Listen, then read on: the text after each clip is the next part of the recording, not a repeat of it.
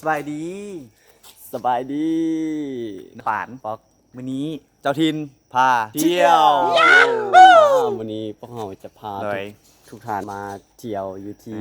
เมืองหลวงพระบางมื้อนี้เราจะเริ่มต้นในการตักบาตรกันเลยโอเคไปเลย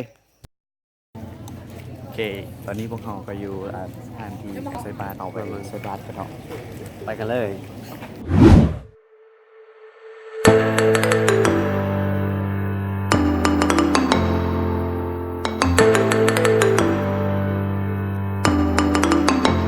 กำลังย่างขึ้นไปเบิ่งตะเวนขึ้นเนาะ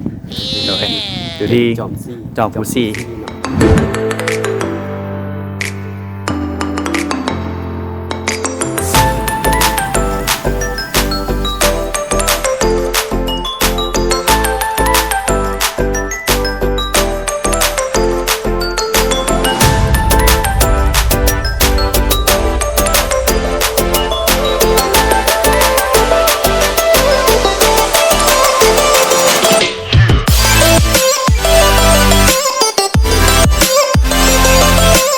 ปากซอยยังกินอยู่ตลาดเซาไป โอเคไปกันเลย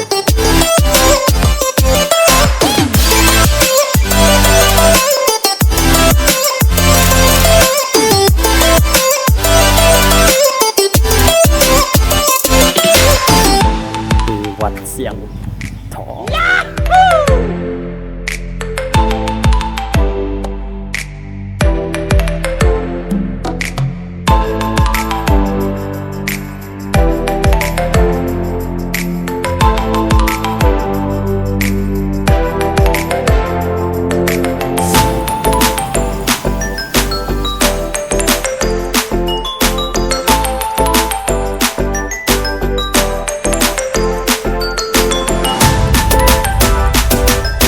ตอนนี้เราขึ้นไปพันเถิงก่อนไปเบิ่งวิวบรรยากาศเป็นจุดที่งามที่สุดนี่ก่อนตัวเถิงเป็นจุดที่งามที่สุดเราไปเบิ่งจุดนั้นก่อนแต่ว่าที่นั่นจะอาบน้ำบ่ได้จะเอาจากขึ้นเพียงบนเลยได้เบิ่งเราไปถ่ายบรรยากาศไปถ่ายวิวงามๆให้ทุกคนเบิ่งก่อนเราที่กำอาบน้ำโอเคเนาะ มาแล้ว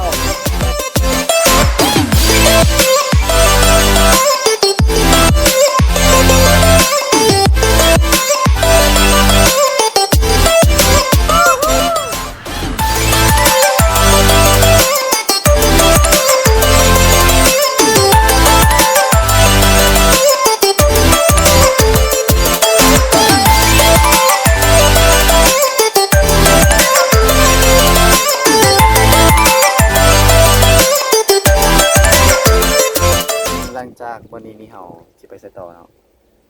ไปที่ ที่ใด ไปที่ ตลาดมืด ตลาดมืดเลย โอเค